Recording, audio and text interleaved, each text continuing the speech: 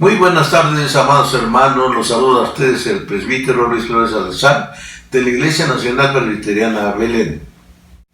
Ahora les voy a pedir que me hagan favor de abrir la palabra de Dios en el Salmo 103 y vamos a analizar del versículo 1 al 5. Un salmo favorito de acción de gracias es el Salmo 103. ¿Y por qué es de acción de gracias? Es porque es un salmo que mueve a los lectores a gratitud y a la alabanza. ¿Cuántos de nosotros estamos pidiendo y pide al Señor? Pero nunca le damos gracias por todo lo que nos da. Más bien nuestras oraciones son de petición y no de gratitud.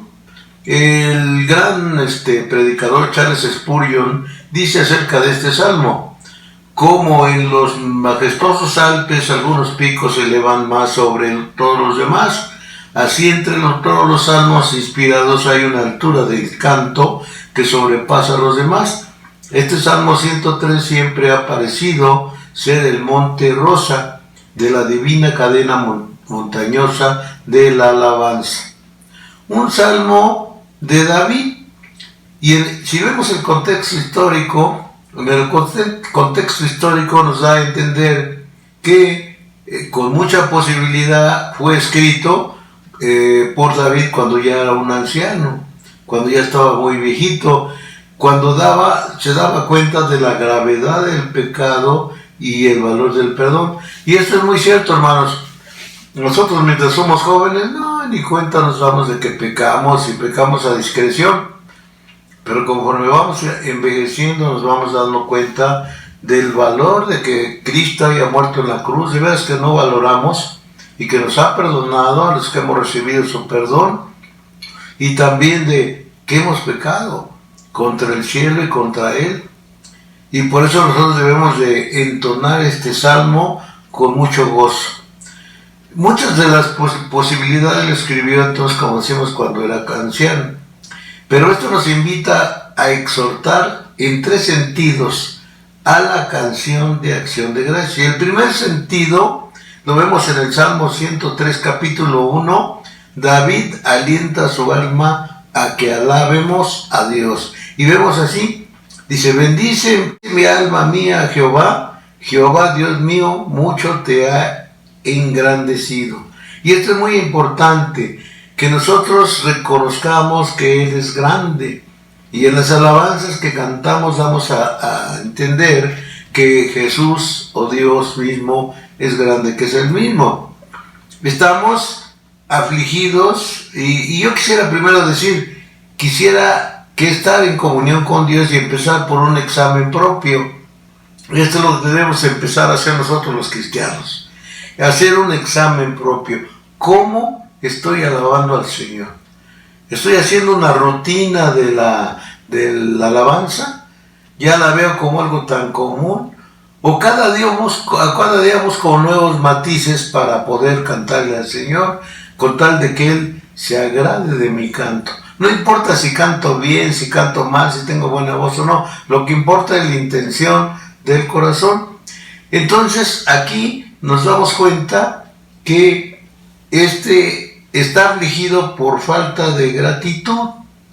Vemos que él había hecho muchas cosas por mucha gente, había ayudado a muchas cosas y le habían pagado mal, lo habían traicionado.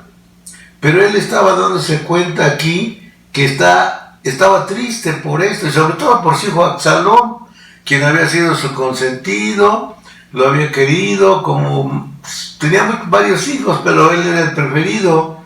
Sin embargo, lo traiciona, lo abandona y todavía lo persigue para matarlo.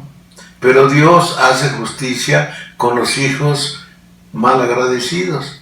Sabemos que Absalón, cuando andaba por ahí persiguiendo a David, se enreda en una rama su pelo, porque tenía un pelo muy, muy largo, y ahí lo matan los flecheros de David. Entonces está afligido por esto. ¿Qué anda mal conmigo? Eso debemos de preguntarme. ¿Qué anda conmigo? ¿Por qué soy lento para ser agradecido? Siempre estamos pidiendo, como les dije al principio, siempre: Señor, ayúdame ayúdame, sáname y todo. Pero ¿cuándo le agradecemos? En este mes lo hemos dedicado para agradecerle a Dios todas sus bondades, todas sus maravillas. Si viésemos hacia atrás, veríamos todo lo que el Señor nos ayudó y nos salvó, y siempre dudamos de Él, pero a la mera hora Él lo respondió, y ahí quedamos mal con el Señor. Vemos también por qué David pudo haber necesitado esta exhortación. Tal vez estaba pasando por grandes pruebas, y sí, efectivamente, el momento más difícil para David fue cuando lo acusaron por haber tomado a Betsabé, por haber matado a Urías y por haber escondido su pecado. El profeta Natán lo exhorta y les dice, y le hace una comparación, y le dice, ¿qué te parecería si que un hombre tuviese muchas ovejitas, y de repente viniera otro, y otro que tuviera nada más una ovejita, y viniese el que tiene muchas ovejitas y se la quitara? ¿Qué harías tú? No, pues lo mandaría a matar. ¿Quién es ese hombre? Y el profeta Natán le dice, ese hombre eres tú. Ese pecado jamás lo pudo borrar de su mente. Esto nos debe enseñar, hermanos, que nosotros debemos de no pecar. Nos debe enseñar a eso, a no pecar. Y entonces vemos que al andar con el Señor debemos de ser agradecidos. Vemos también que tal vez había experimentado alguna pérdida, y sí, era la de su hijo Absalón.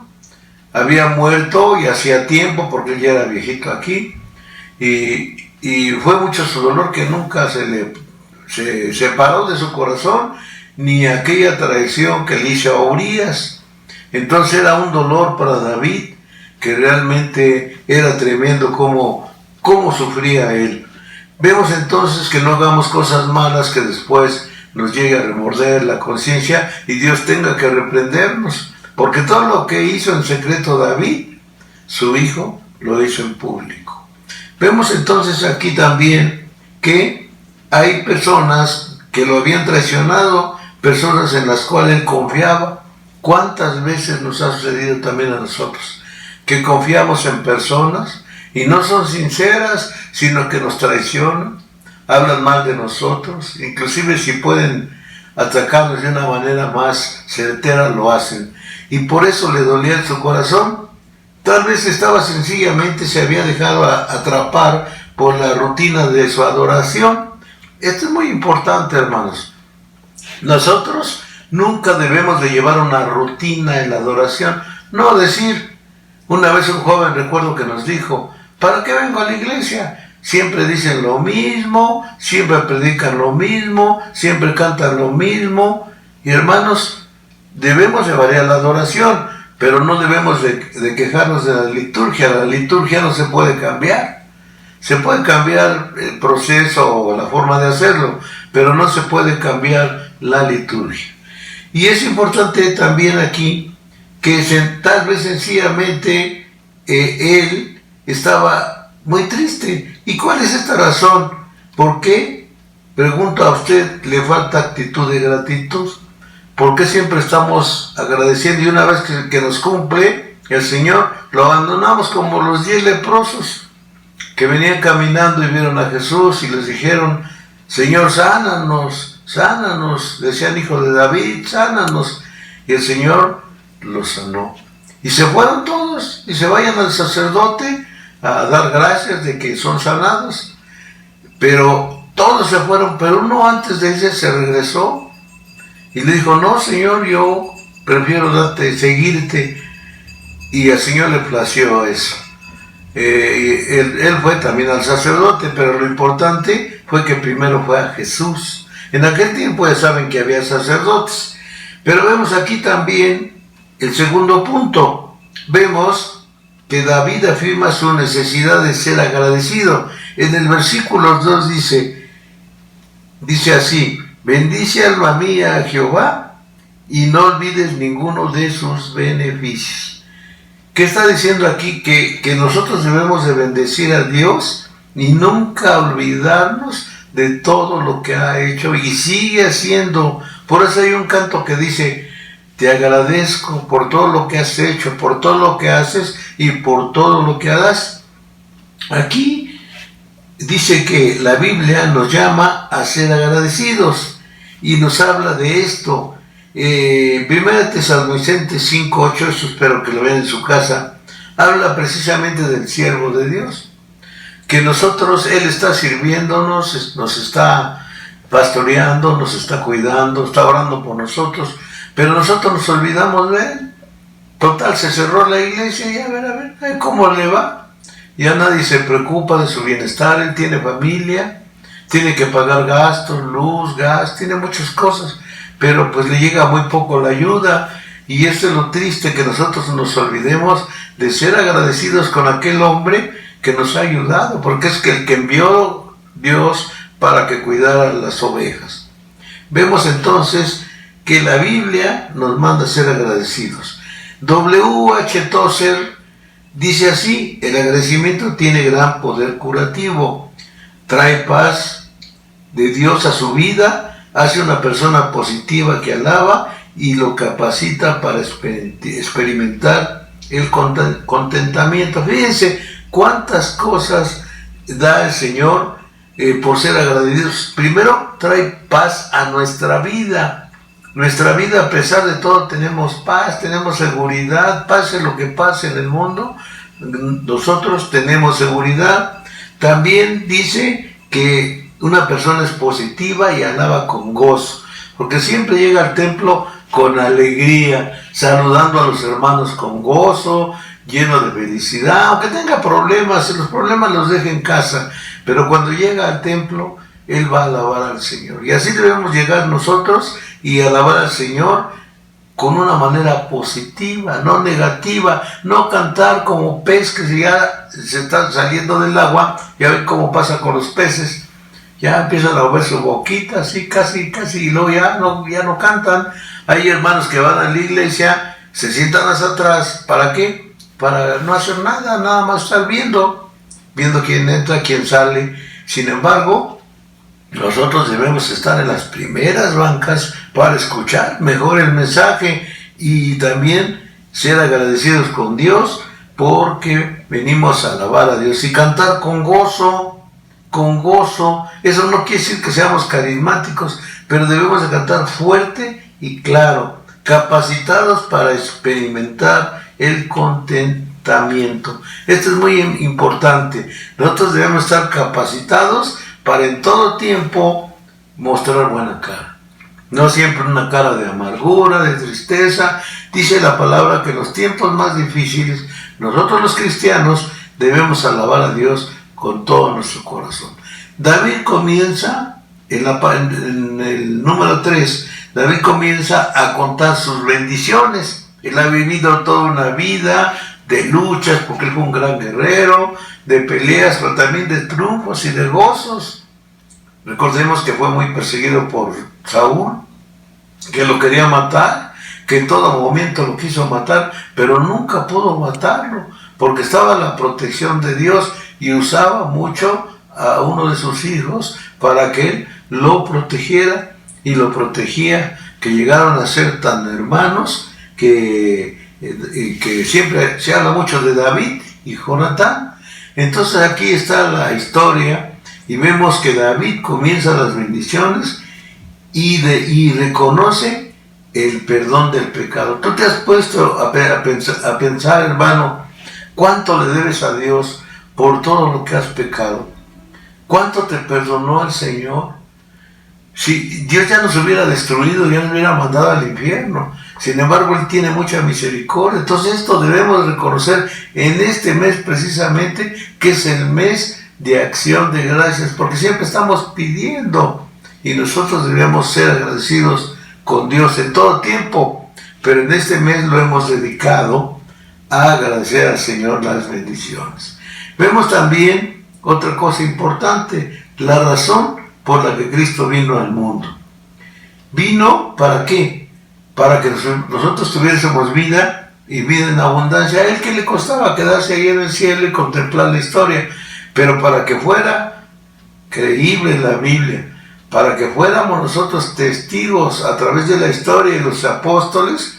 Cristo vino a la tierra, vivió como hombre y murió de una manera sangrienta, que no le quedó ni una gota de sangre en su cuerpo, pero todo lo hizo por nosotros, y se burlaron de él, y ya saben todo lo que hicieron. Por eso nosotros tenemos que agradecerle a ese Cristo que hizo todo por nosotros, y todo porque nos amó. Si no, ya nosotros estuviéramos condenados.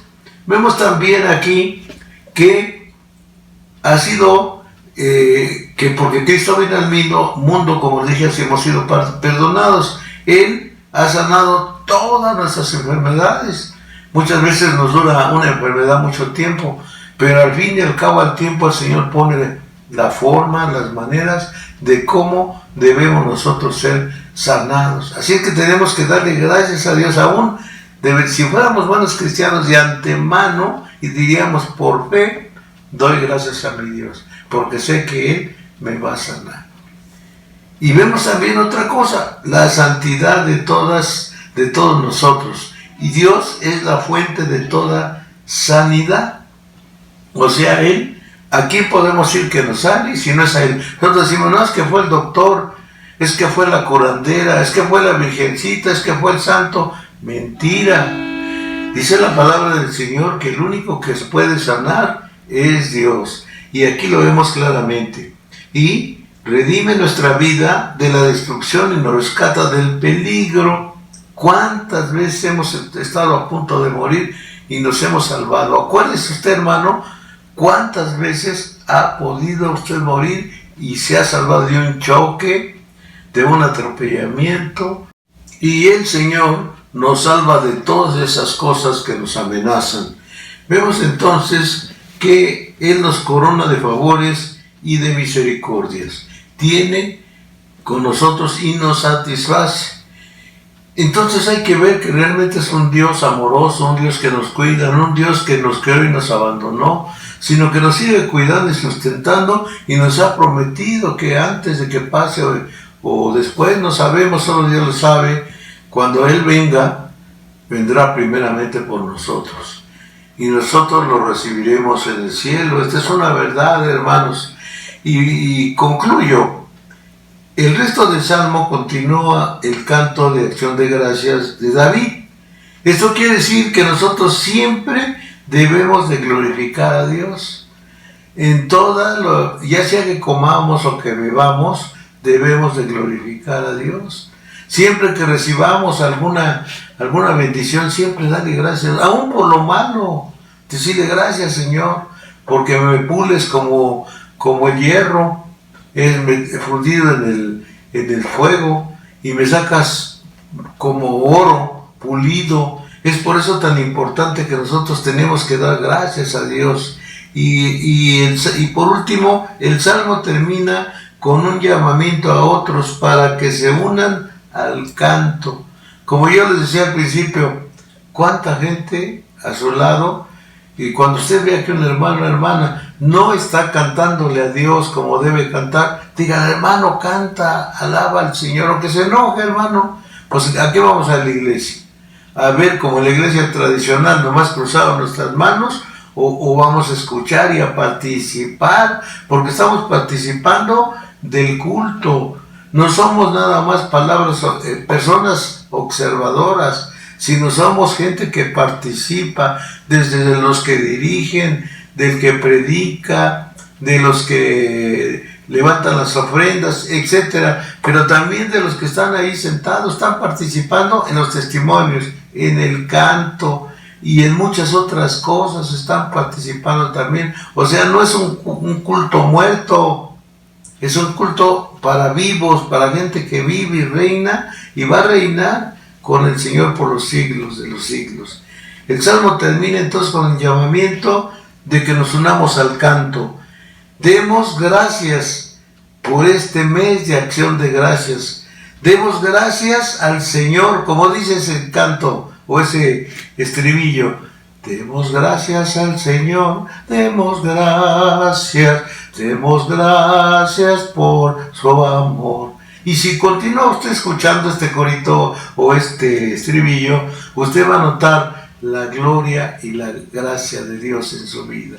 Así que, hermano, yo le invito en el nombre del Señor Jesucristo que verdaderamente alabe a Dios, que verdaderamente glorifique su nombre y que verdaderamente, como le dijo Jesús a la samaritana, que los que deben adorar, debemos adorar en espíritu y en verdad, respetando a Dios, aunque no lo vemos como si lo viéramos, porque Él es un espíritu que nos consuela, nos alienta a seguir adelante. Y otra cosa, que nosotros debemos estar en el culto participando, no siendo personas que ni oyen ni ven y luego no saben ni qué pasó en el culto.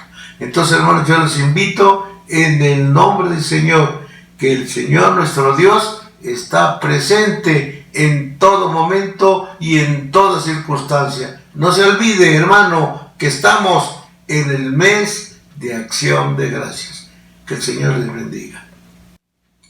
Oremos. Bendito Dios, Señor Todopoderoso, Creador del cielo y de la tierra, te damos gracias porque tú eres bueno y para siempre es tu misericordia, porque nunca nos dejas, a pesar de que estemos enfermos o tengamos problemas, tú siempre estás con nosotros, Señor. Nunca nos abandonas y por eso no tenemos palabras con que agradecerte. Bendito sea tu nombre y que tu palabra, Señor, siga corriendo por el mundo hasta que todos seamos uno, así como el Padre y tú son unos. Te damos gracias en el nombre de Cristo Jesús. Amén. Y ahora, mis queridos hermanos, que la gracia de nuestro Señor y Salvador Jesucristo, el amor de Dios el Padre y la comunión de su Santo y Divino Espíritu sean con todos vosotros y con vuestros hijos. Amén.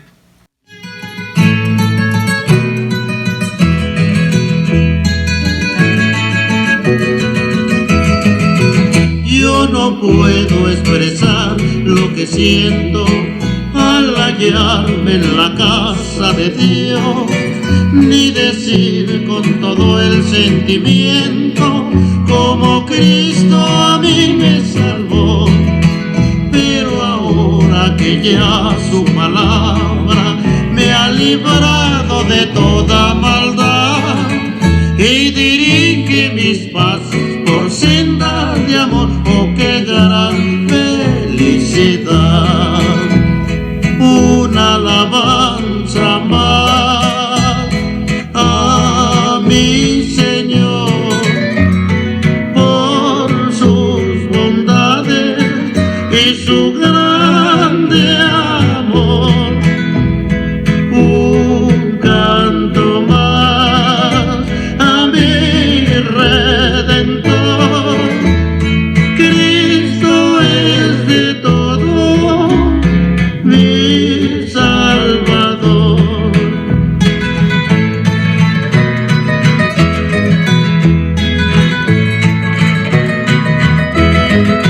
Yo vagué mucho tiempo en el mundo sin ninguna esperanza y sin Dios. Cometí 1000 errores y anduve alegando de mí al Señor. Pero ahora que ya su palabra me ha librado de toda maldad y dirige mis pasos por senda de amor, oh qué gran